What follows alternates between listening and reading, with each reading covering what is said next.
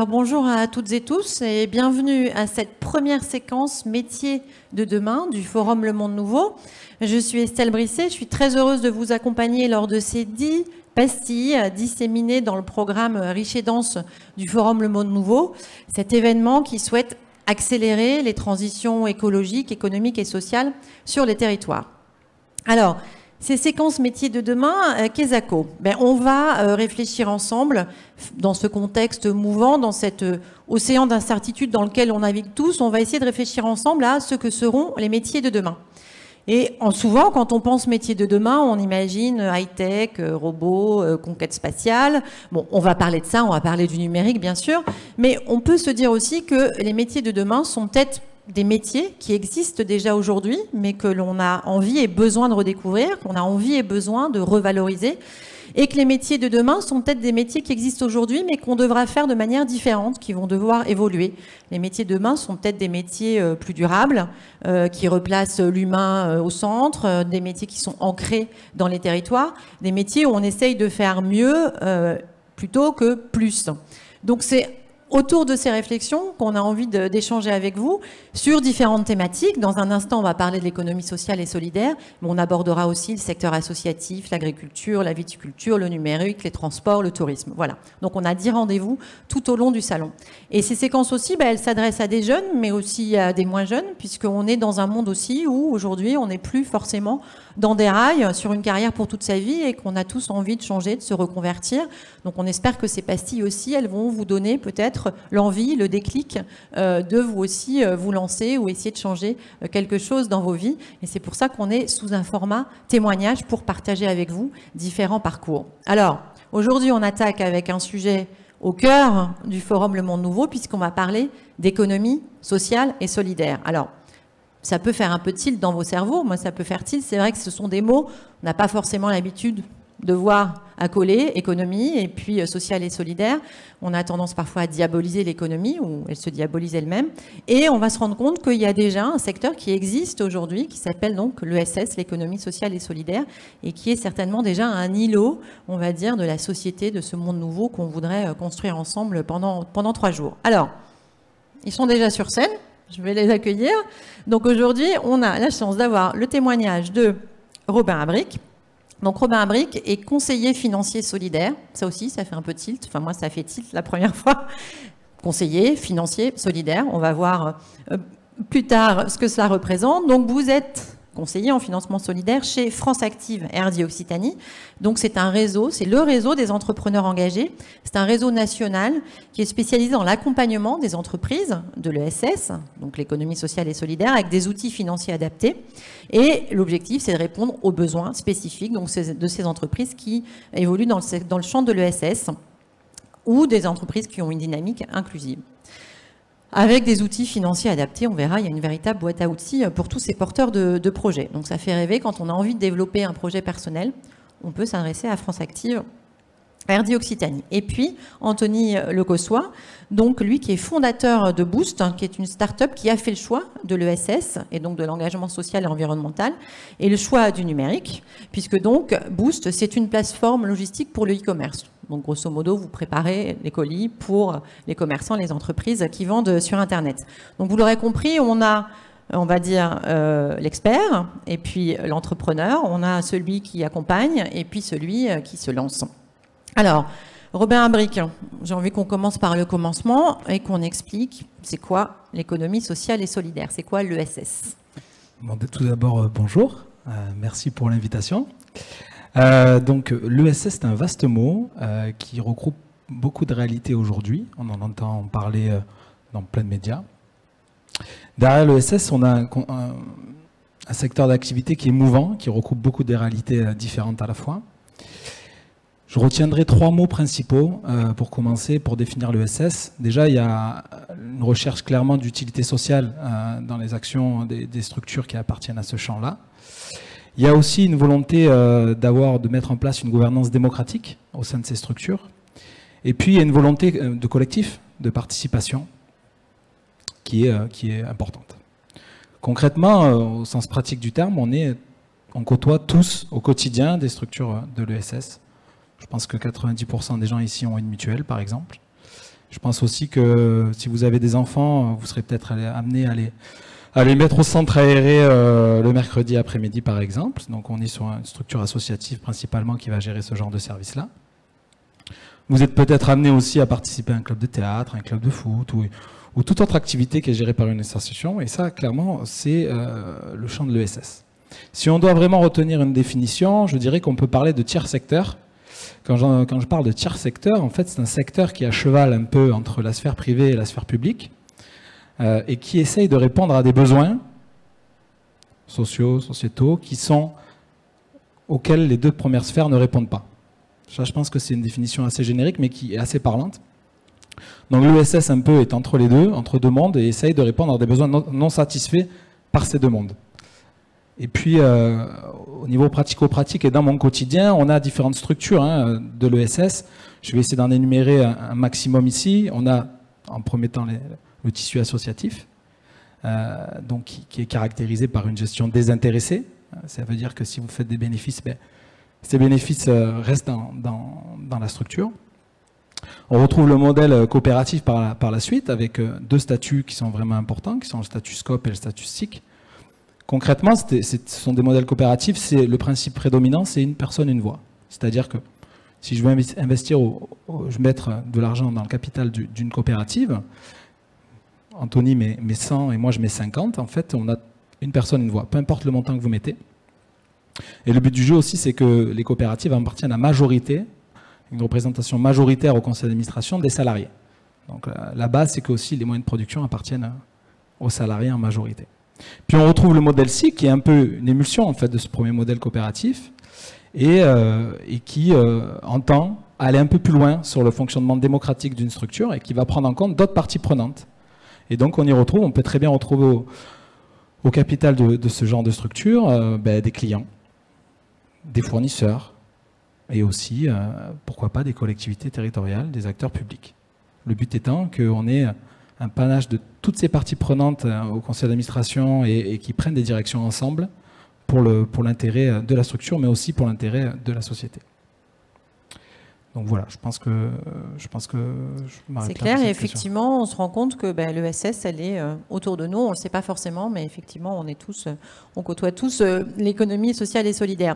Alors, maintenant qu'on sait ce que c'est l'ESS, j'ai envie de savoir quel est votre métier. J'étais un peu vilaine tout à l'heure en disant que c'était cette association conseiller financier solidaire. Donc, voilà, concrètement, c'est quoi ? Alors vous parlez tout à l'heure de financement et solidaire, ça vous paraît un peu paradoxal ou antinomique. Je pense qu'on peut partir de là. L'action de financer, elle consiste en quoi à la base ? Elle consiste à amener des capitaux, de l'argent nécessaire au bon fonctionnement de l'économie. Sur le papier, c'est ça.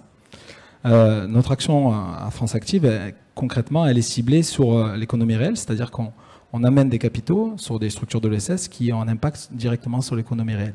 Donc on va intervenir notamment sur des besoins comme l'investissement pour une structure qui a besoin à toutes les étapes, qui se crée ou qui se développe. On va aussi intervenir sur des besoins de trésorerie. Alors on peut avoir, dans une entreprise, on peut avoir du temps entre des encaissements et des décaissements, et souvent ce temps, on peut le combler avec certains outils financiers. Donc vraiment l'essence même de la finance pour nous, c'est ça, le côté solidaire. Ensuite, là je me permets de revenir un petit peu sur l'historique de notre asso. France Active RD Occitanie, alors France Active, le réseau France Active national se crée il y a 30 ans. Donc à l'époque, le constat, en fait, c'est qu'on a un taux de chômage qui avoisine les 10%. Vous avez le RMI, donc l'ancêtre du RSA qui est en place.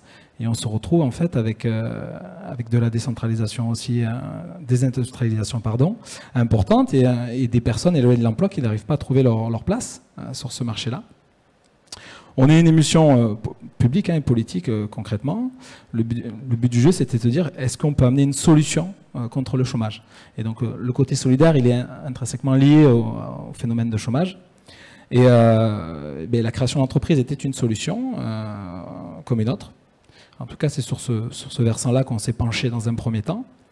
Et puis, il y avait l'insertion par l'activité économique. Est-ce que des entreprises sont capables d'embaucher des personnes très éloignées de l'emploi en se disant peut-être qu'il va y avoir un manque de productivité. Est-ce que les pouvoirs publics à ce moment-là aussi ont mis en place des agréments et des aides pour aider l'embauche de ces personnes éloignées de l'emploi? Donc le côté solidaire, il est lié à cette période-là, au démarrage. Et puis ensuite, comme on est dans un contexte un peu mouvant, on le voit actuellement, avec plein de changements qu'on a subis ces 2 dernières années notamment, mais avant aussi, on a en parallèle le concept environnemental. On se rend compte qu'on est, en tout cas, face à un monde fini, avec des ressources finies, et que potentiellement le modèle économique actuel de consommation de masse et de maximisation du profit, il faut commencer à réfléchir peut-être à un autre modèle.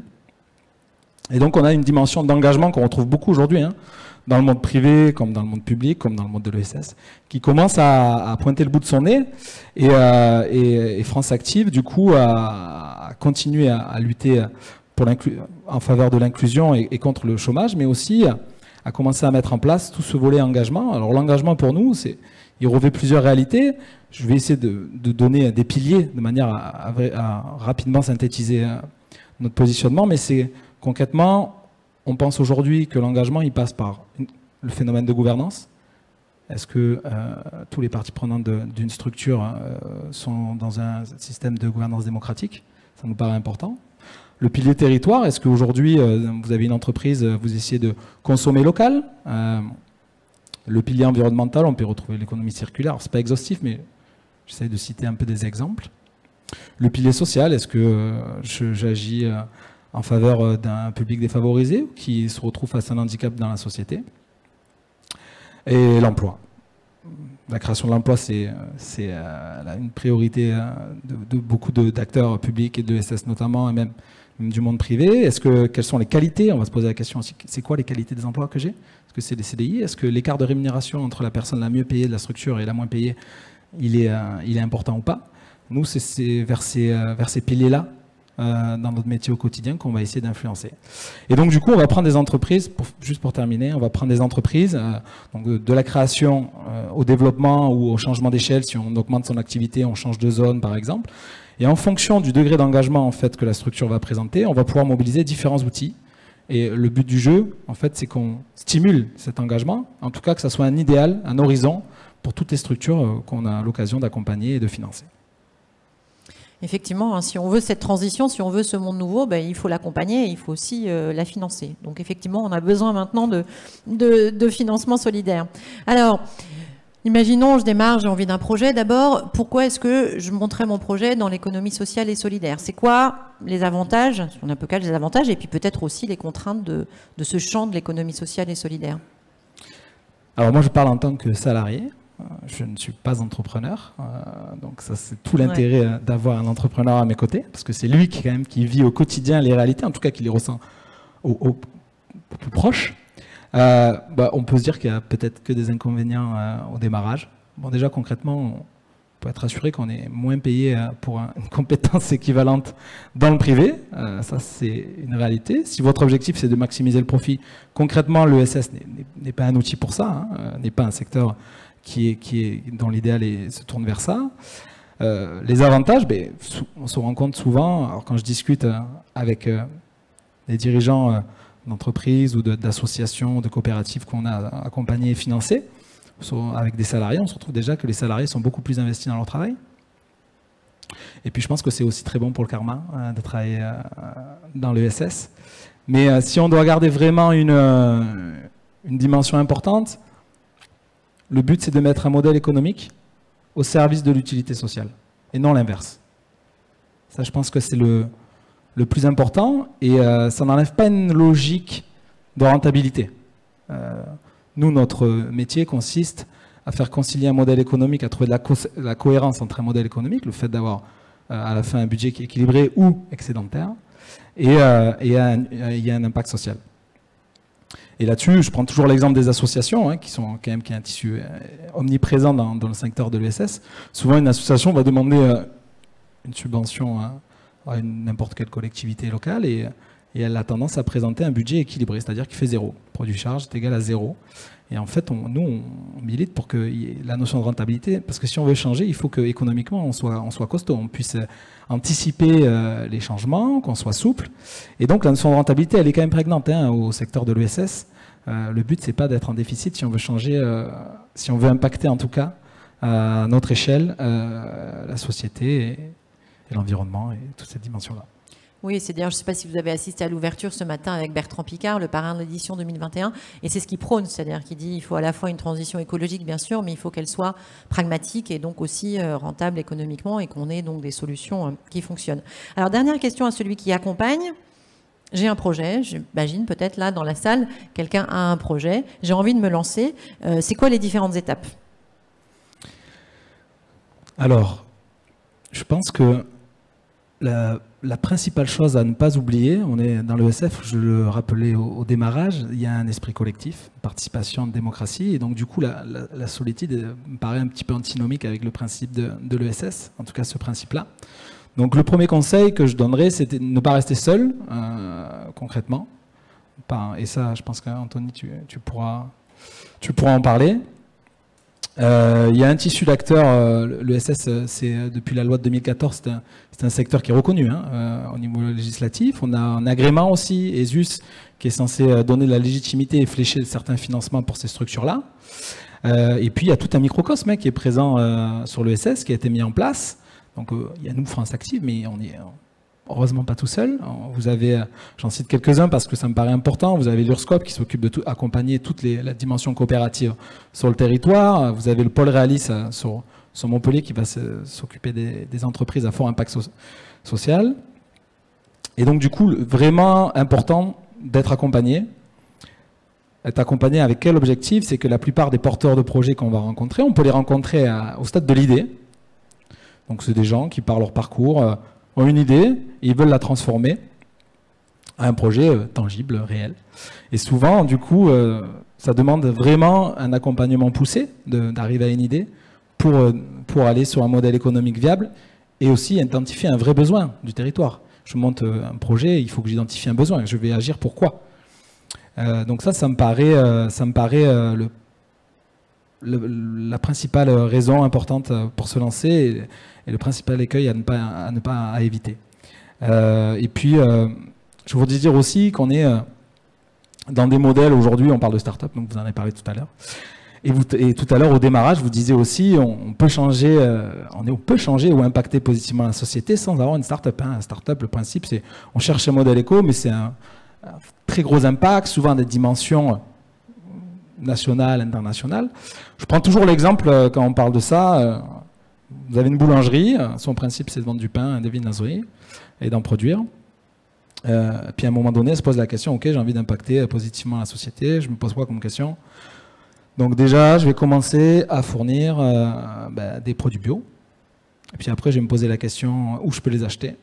Donc je vais me dire, ok, dans ma zone, en fait, je peux très bien me fournir chez un meunier qui est à 50 bornes aux alentours, dans un rayon de 50 km de mon point de vente. Et puis ensuite, je vais me poser la question, et ça, Anthony pourra en parler, je vais essayer d'embaucher des gens qui sont très éloignés du marché de l'emploi. Donc je vais faire une demande d'agrément à un service déconcentré de l'État, pour ne pas rentrer dans les détails, mais du coup, le but, c'est après, voilà, on essaye d'embaucher des gens en insertion. Donc il y a toute une, et on revient à cette notion d'engagement, il y a toute une notion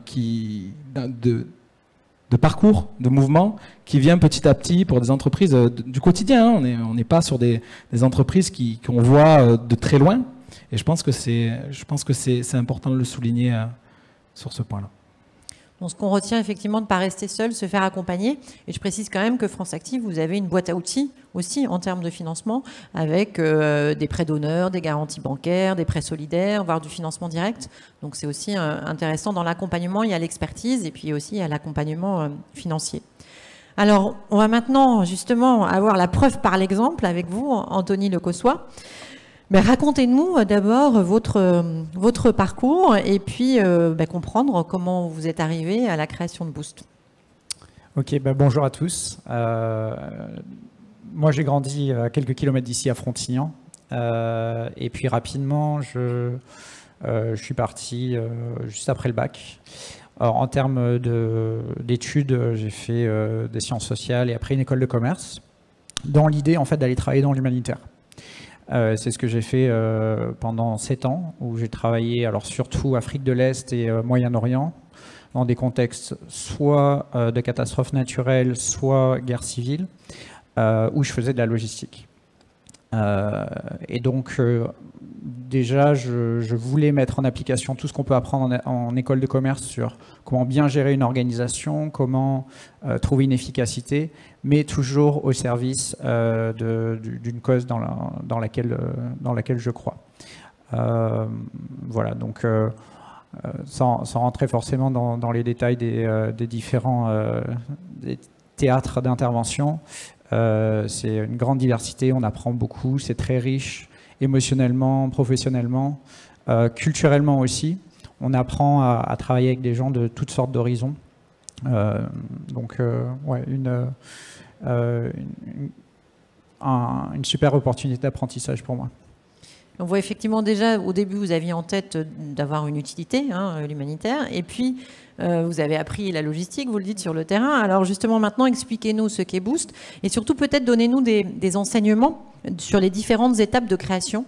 Comment ça s'est passé? Ça peut être un retour d'expérience intéressant si des personnes ont envie de se lancer dans la salle.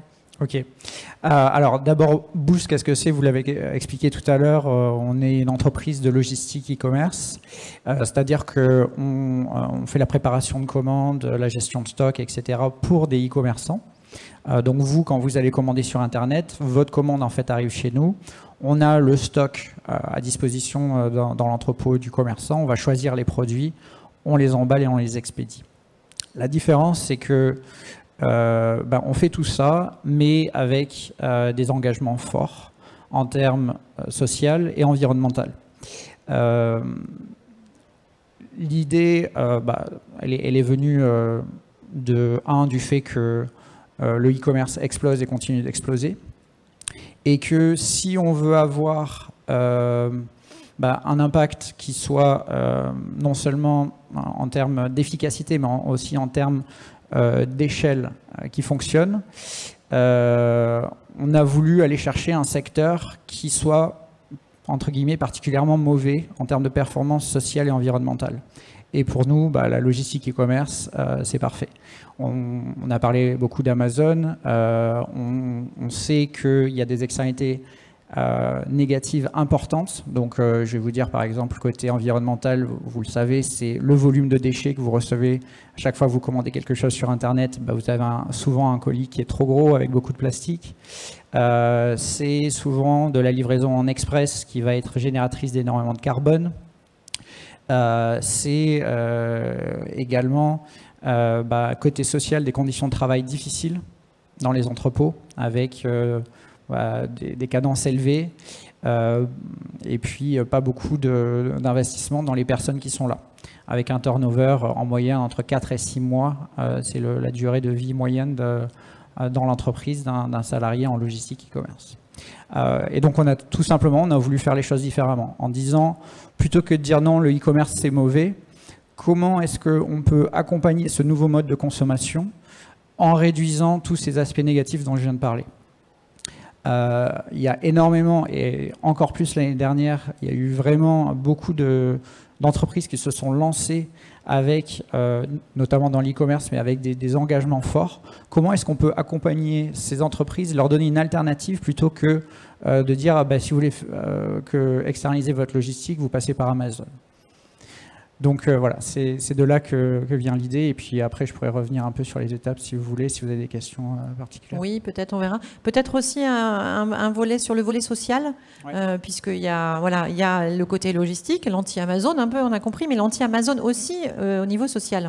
Alors côté social, deux aspects. D'abord, sur les conditions de travail et la façon dont on manage les gens, la façon dont on investit dans les personnes qui travaillent chez Boost, plutôt que de se dire on va simplifier au maximum les tâches pour permettre en fait que les personnes soient remplaçables et qu'en 15 minutes, ce qui est le temps moyen de formation d'un intérimaire dans les grandes entreprises de logistique e-commerce, on va plutôt essayer d'investir dans la qualité et de proposer des conditions de travail qui donnent envie aux gens de rester. Ça, c'est un premier aspect. Et le deuxième, c'est celui dont parlait Robin tout à l'heure, c'est l'insertion par l'activité économique. qui est, on est entreprise d'insertion.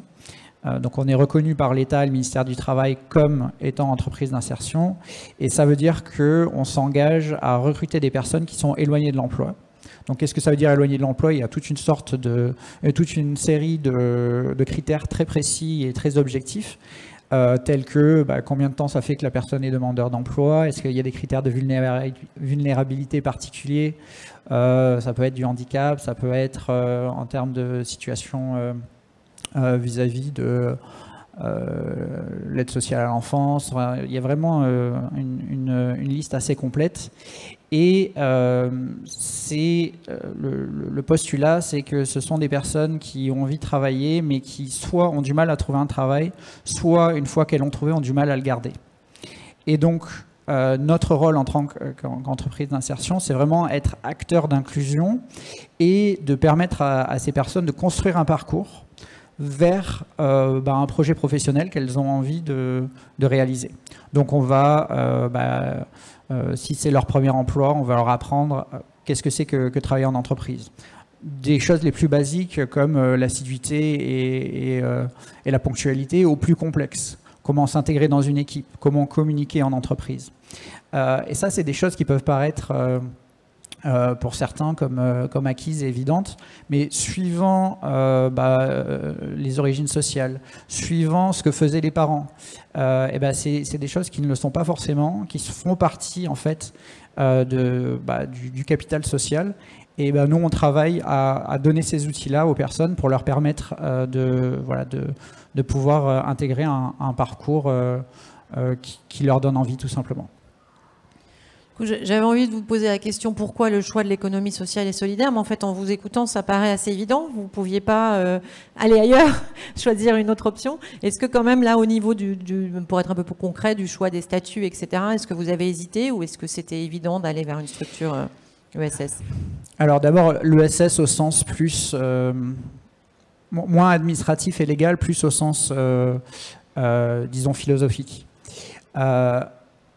Ça part d'un besoin personnel, qui est que moi je suis quelqu'un qui est très curieux, qui peut être intéressé par toutes sortes de choses, mais pour que je sois motivé sur le long terme, j'ai besoin de ressentir qu'il y a un impact social à ce que je fais, que je passe pas juste mon temps à essayer d'optimiser le 99,9% d'efficacité du remplissage de carton, mais qu'en fait, à la fin du mois, je me rends compte qu'il y a des personnes qui ont une situation plus stable, qu'on a réduit les tonnes de plastique qu'on a pu expédier, etc. Donc ça part de ça, d'une motivation personnelle profonde.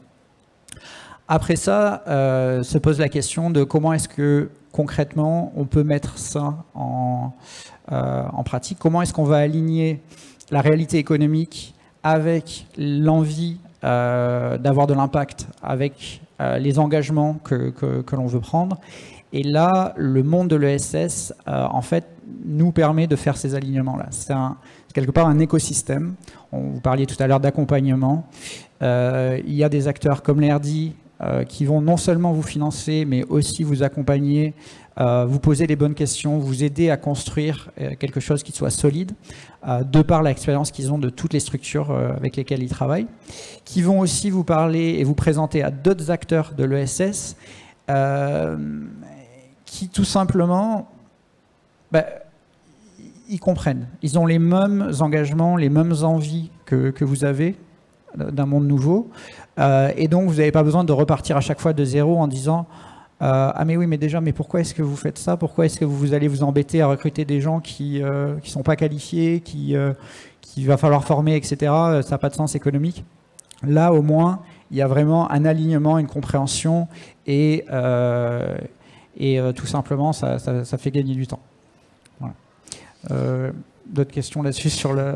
Non, peut-être qu'on va passer la parole à la salle pour échanger. Juste qu'on ait une idée, Boost, créé il y a combien de temps, combien de salariés et chiffre d'affaires, ou enfin 3 chiffres juste pour qu'on voit, c'est tout.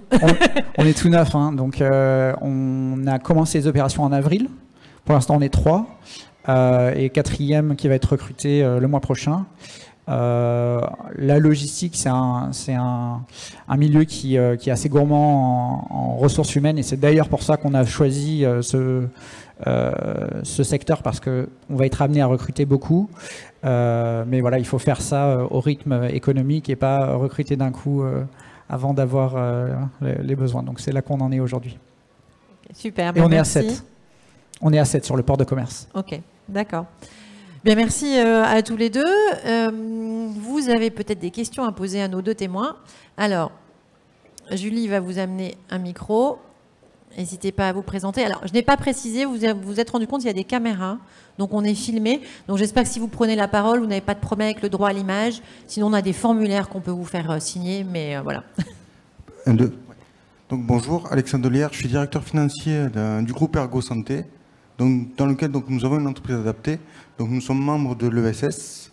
Et ma question, c'est de savoir si vous financiez le développement des projets sur l'ESS. Alors la réponse est oui. Comme je disais tout à l'heure, notre vision c'est de pousser vers plus d'engagement, ce qui est un mot générique mais qui colle au secteur de l'ESS. Et donc du coup on est un peu couteau suisse. Financièrement on a plusieurs outils. Notre logique c'est en fonction de l'engagement et en fonction des différents piliers que je mentionnais tout à l'heure, la gouvernance, le social, l'inclusivité, l'emploi, on va jauger l'engagement de la structure et mobiliser les outils financiers dont elle a besoin au moment de la création, au moment du développement, au moment du changement d'échelle et aussi au moment du rebond, c'est-à-dire quand il y a un petit souci dans la machine et puis qu'il y a un petit besoin de remettre un coup avec de nouvelles perspectives de développement, là aussi on va agir. Donc, comme disait Anthony, c'est de l'accompagnement et du financement sur toutes les étapes de vie d'une structure de l'ESS, clairement, oui. Peut-être un contact bilatéral après la conf. Oui, mais sans problème. Alors, est-ce qu'il y a une autre question? N'hésitez pas, hein, vous avez un accompagnateur et un faiseur, donc là, vous pouvez avoir... Alors, madame, derrière. Merci beaucoup. Bonjour. Je voulais juste vous poser une question parce qu'on entend de plus en plus qu'en fait le secteur associatif, notamment de par les demandes de subventions, il voit disparaître. Vous pensez que c'est l'avenir du secteur associatif, les SCOP? Alors la SCOP n'est pas une association. Non, oui, mais est-ce que vous pensez que les associations vont de plus en plus passer par là? Se transformer en coopérative? Ouais. Sur une association, on a différents modèles. On va avoir l'association de base qui va dépendre simplement des cotisations. Donc, là, on peut retrouver ou d'une toute petite subvention. Là, on peut parler, par exemple, du club de sport local. Oui. Puis ensuite, vous allez retrouver une association sur une intervention locale, mais à une échelle un peu plus grande, où là, on va avoir une majorité de subventions qui vont découler, et c'est le modèle de l'association que je représente aujourd'hui, de subventions de différentes collectivités. Donc, on part de la mairie, on peut aller sur une interco, et ensuite, on peut monter sur la région, et puis ensuite l'Europe. Et certaines associations aussi vont développer des modèles hybrides. Alors, avec plusieurs conséquences, mais je ne vais pas m'étaler dessus, mais donc du coup en faisant aussi du chiffre d'affaires et aussi en essayant de capter un maximum de subventions. Concrètement, oui, la tendance, elle oblige souvent des associations à être souples, et tout dépend aussi la manière dont on a de défendre l'utilité sociale de son asso. Il faut l'argumenter, il faut la rendre pertinente aux yeux des bailleurs de fonds, ceux qui amènent l'argent. Après, on a des associations qui se transforment par la suite en sociétés coopératives, d'intérêt collectif. C'est les fameuses SIC dont je parlais, dont le but est de coller à cette gestion démocratique pléthore et de faire intervenir au capital toutes les parties prenantes de la structure. Comme je disais, il y a une librairie ici à Montpellier, dans le quartier des Beaux-Arts, je ne vais pas citer son nom, qui s'appelle La Cavale, et qui est une SIC. Et concrètement, au conseil d'administration et au capital, on retrouve des clients, on retrouve des fournisseurs. Donc ça revient à cette image de secteur en constante mutation. C'est vraiment un laboratoire, parce que c'est pas évident d'être cohérent avec un modèle éco et impact social dans le système aujourd'hui. Et donc cette image de laboratoire, je trouve qu'elle est assez parlante. On essaye, et tout dans un esprit de cohérence. Ok. Merci beaucoup. Alors d'ailleurs, j'en profite pour donner quelques chiffres quand même, parce qu'on n'a pas forcément d'idée sur l'ampleur et le poids de l'économie sociale et solidaire. Alors, si je suis l'Observatoire national de l'ESS 2019, le secteur de l'ESS génère quand même 10% du PIB français, avec près de 2,5 millions de salariés, et plutôt des petites entités. Voilà. Et au sein du secteur ESS, Robin l'a dit tout à l'heure, il y a les associations, les coopératives, etc. Alors, est-ce qu'on a une autre question? Oui, s'il vous plaît. Bonjour. Une question pour Anthony. La question de base aurait été comment vous faites de l'argent, mais je pense que vous allez me répondre que ce n'est pas le but premier de ce que vous faites, mais pour aller plus loin, comment vous développez votre activité, comment vous atteignez une rentabilité minimum pour peut-être développer, peut-être recruter d'autres personnes. Voilà, peut-être si vous pouvez expliquer ça. Et ensuite, comme pour un particulier, comment on peut vous soutenir? Est-ce que vous avez peut-être un annuaire d'entreprise qui travaille avec vous? Merci. Merci pour votre question. Alors ça, c'est quelque chose qui est dès le départ, c'est une grosse question qu'on se pose depuis le début et qu'on continue à se poser. C'est comment allier, comme le disait Robin, le modèle éco avec l'impact. Et pour nous, la façon dont on a concilié ces deux choses, c'est qu'on a voulu aligner les deux. C'est-à-dire que concrètement, on voulait construire une offre de service dont l'impact allait générer de la performance économique, et inversement, plus on allait avoir de la performance économique, plus on allait avoir de l'impact. Et faire ça dès le début, c'est compliqué à résoudre, mais en tout cas, ça va faciliter beaucoup les choses sur le long terme de l'existence de l'entreprise. En tout cas, bon, on est tout jeune, mais c'est comme ça qu'on le voit, et c'est pour ça qu'on a fait tous ces efforts pour aligner ces deux choses. Parce que sinon, aux premières difficultés économiques, vos engagements passent par la fenêtre. Vous allez vous dire, ben là, voilà, pour survivre, il faut qu'on réduise nos engagements, c'est pas possible, etc. Mais si on allie les deux, ça permet de renforcer l'un l'autre. Concrètement, qu'est-ce que ça veut dire? Ça veut dire qu'on va aller chercher et proposer des services à valeur ajoutée du fait de nos engagements. Donc par exemple, si on dit on vous propose une logistique dans laquelle vous savez que les personnes qui travaillent ont des conditions de travail qui sont dignes, vous savez que vous avez des emballages sur lesquels vous pouvez communiquer auprès de vos clients consommateurs, en disant, voilà, on met un petit sticker, on imprime ou quoi, en disant, c'est 0% plastique, votre emballage, on envoie au moment de la commande, communiquer en fait sur cet engagement-là. Là, en tant qu'e-commerçant, vous allez être OK pour pouvoir payer peut-être un peu plus. Ça, c'est voilà, un exemple de comment est-ce que l'engagement va nourrir la performance économique. À l'inverse, c'est de se dire, si on grossit, comment est-ce qu'on peut prendre des engagements qui vont faire que plus on grossit, plus on va avoir d'impact. Et là, clairement, c'est via l'insertion. C'est-à-dire que plus on aura la capacité d'avoir des postes en insertion, plus il y aura de personnes qu'on pourra accompagner et leur permettre tout simplement de se remettre sur pied, d'accomplir le projet professionnel qu'ils ont envie de réussir. Puis votre deuxième question sur comment est-ce que vous pouvez nous aider, c'est parler en fait aux e-commerçants que on a de plus en plus autour de nous, parce qu'il y a de plus en plus d'e-commerçants qui sont tout petits et qui ont des beaux projets, de l'existence de Boost, parce qu'on est un des deux seuls en France qui ont à la fois cet engagement social et environnemental. Et pour que ça réussisse économiquement, il faut que le mot tourne. Est-ce que j'ai répondu à votre question? Oui, merci. Alors, il est l'heure. Est-ce qu'on a éventuellement une dernière question? Je prends une dernière question. C'est moi qui enchaîne après, donc c'est bon. Allô. Ouais. Moi, j'ai une question pour Anthony. Alors moi, j'aime bien le concept pour nous changer d'Amazon, qui clairement a les impacts qu'on connaît. Mais un des impacts aussi du e-commerce, c'est quand même aussi de la perte d'emploi dans les commerces de proximité. Et donc, je voulais savoir si, de votre côté, dans l'entreprise, c'était une préoccupation. Est-ce que vous avez été en contact avec des commerces de proximité pour voir comment ajuster votre activité, peut-être leur venir en aide aussi, et pas que, du coup, aux entreprises qui sont strictement e-commerce? Effectivement, c'est quelque chose, une question qu'on se pose.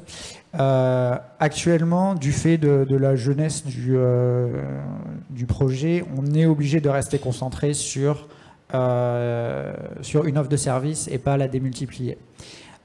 Cependant, plusieurs aspects. Le premier, c'est que notre activité permettrait à quelqu'un qui a une toute petite structure de vendre sur Internet. Donc un commerçant local aurait la possibilité d'externaliser une partie de sa logistique plutôt que de devoir lui construire tout un système d'entrepôt, etc., de signer des contrats avec les transporteurs, etc. Nous, parce qu'on centralise plusieurs e-commerçants, on a la possibilité du coup d'avoir des meilleurs prix en termes de transport qui va permettre à un commerçant d'expédier moins cher que s'il le faisait lui-même. Donc déjà, c'est un premier levier. Deuxièmement, c'est une question d'ancrage territorial. Actuellement, tous nos clients sont répartis en France, voire à l'international, et on n'a pas de clients sur l'étang de Thau, où on a un tout nouveau client qui est à Montpellier, donc c'est le premier dans le département. Mais on se pose la question de notre ancrage territorial. Au-delà des personnes qu'on va recruter, comment est-ce qu'on peut trouver des clients qui seraient proches? Donc il y a des réflexions, vous avez sans doute tous entendu parler des plateformes mises en place par les collectivités pendant le Covid sur la vente en ligne pour justement accompagner les e-commerçants. Donc c'est des conversations qu'on commence à avoir justement avec les collectivités sur est-ce qu'on aurait quelque chose à apporter. Voilà. Donc c'est une réponse imparfaite, c'est une question qu'on continue à se poser et je pense que d'ici un an on pourra commencer à renforcer cet ancrage-là. Ce que je vous propose, Anthony, c'est qu'on vous retrouve dans un an, dans l'édition 2022 Le Monde Nouveau, et on pourra refaire un point avec vous. Avec plaisir. J'espère que vous ne serez pas encore parti dans les étoiles, mais que vous serez quand même l'anti-Amazon. Voilà, mais merci beaucoup Robin Abric et Anthony Lecossois pour vos témoignages. C'était passionnant de vous écouter. Merci à vous d'avoir été avec nous. Si vous voulez continuer les échanges, vous pouvez bien sûr discuter avec Robin et Anthony maintenant. Et si vous voulez rester avec nous, on enchaîne à midi avec les métiers de demain sur le numérique. Et je voulais dire à madame que demain, on a une séquence métiers de demain sur le secteur associatif. À 10h30, voilà, avec le projet Rescue Ocean, voilà, avec Benoît Schumann. Merci à tous, et puis je vous dis à très vite, restez avec nous.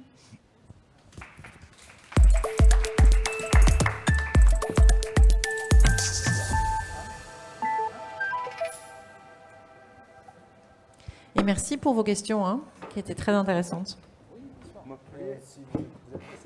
Oui, là, ouais, en fait, c'est pour ça.